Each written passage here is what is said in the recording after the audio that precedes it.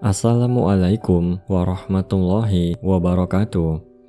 Betapa banyak manusia di alam ini yang tersesat, sehingga mereka tidak menyembah Allah, namun yang mereka sembah adalah setan.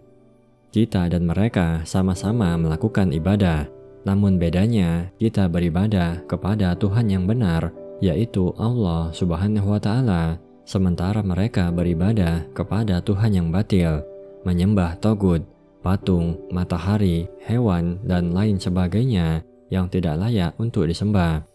Kita dan mereka sama-sama lelah dalam beribadah. Kita dan mereka sama-sama mengorbankan waktu, tenaga, dan harta.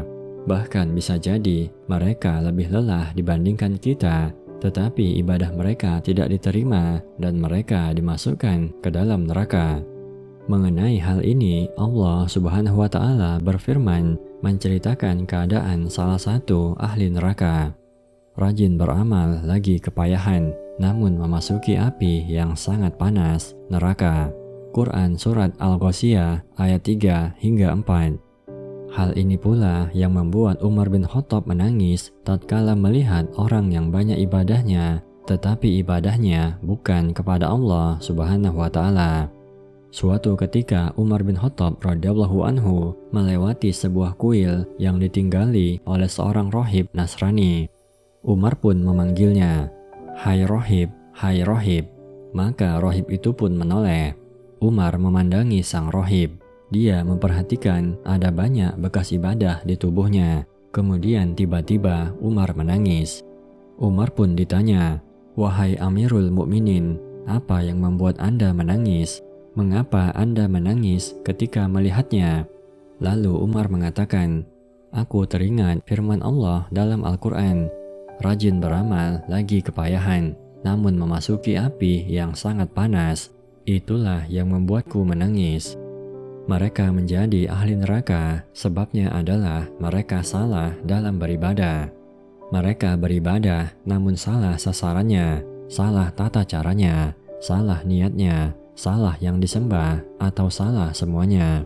Sehingga bagaimana mungkin Allah Subhanahu wa Ta'ala akan menerima ibadahnya? Lalu bagaimana dengan kita? Kita sudah memiliki modal iman, tinggal saatnya kita berusaha agar amal kita diterima oleh Allah Subhanahu wa Ta'ala. Bagaimana caranya? Caranya adalah kita berupaya agar amal yang kita kerjakan adalah amal yang benar, sesuai kriteria yang ditetapkan syariat. Kriteria itu Allah nyatakan dalam firman-Nya, "Barang siapa mengharap perjumpaan dengan Tuhannya, maka hendaklah ia mengerjakan amal yang soleh, dan janganlah ia mempersekutukan seorang pun dalam beribadah kepada Tuhannya." Quran Surat Al-Kahfi ayat 110. Ayat ini menjelaskan kriteria amal yang benar dalam syariat, di mana amal yang benar harus memenuhi dua syarat. Pertama, setiap amal yang dikerjakan harus benar niatnya, yaitu ikhlas karena mengharap wajah Allah semata, bukan karena niat yang lain dan tidak berbuat syirik padanya.